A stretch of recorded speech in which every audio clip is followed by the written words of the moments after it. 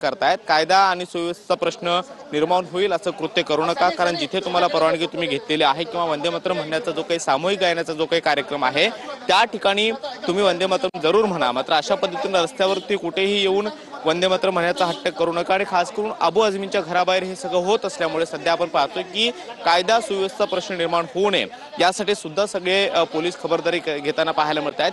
भाजप युवा मोर्चाचे सगळे पदाधिकारी आता आपण पाहतो या ठिकाणी जमलेले आहेत। सरी सानप असेल किंवा इतर जे काही पदाधिकारी आहेत ते या ठिकाणी जमलेले आहेत आणि त्यांच्या माध्यमातून वंदे मातरम म्हणण्याचा हट्ट जो आहे तो अशा प्रकारे चुकीचं नाही एकदम। तुम्ही भारत मातेचा फोटो घेऊन उभे राहू नका, इथे जमा होऊ नका, म्हणजे हे काय लावलंय साहेब? तुम्हाला आता ताब्यात घेण्याच्या तयारीमध्ये पोलीस आहेत, कारण पहिल्यांदा आमच्यावरती कारवाई करा, आम्हाला अरेस्ट करा, पण आम्ही वंदे मातरम इथेच गाणार आहे।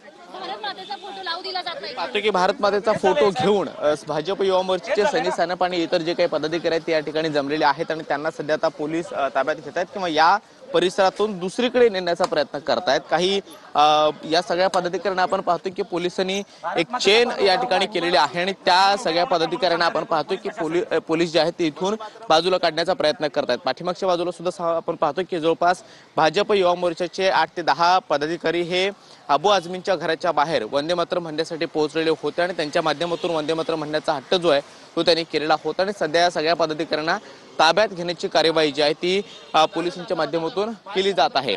पहिल्यांदा या सगळ्या पदाधिकाऱ्यांना समजावून सांगण्याचा प्रयत्न जो आहे तो पोलिसांनी केला, मात्र तरी सुद्धा आपल्या भूमिकेवरती ठाम असल्यामुळे आता या सगळ्या पदाधिकाऱ्यांना इथून बाजूला काढलं जात आहे। भारत मातेचा फोटो घेऊन आम्ही कुठेही वंदे मातरम म्हणू शकतो आणि तेवढं आम्हाला स्वातंत्र्य आहे अशा पद्धतीची भूमिका जी आहे या सगळ्या भाजप युवा मोर्चाच्या पदाधिकाऱ्यांनी घेतलेली आहे आणि सध्या आपण पाहतो की या सगळ्या परिसरातून पोलीस त्यांना बाजूला काढण्याचा प्रयत्न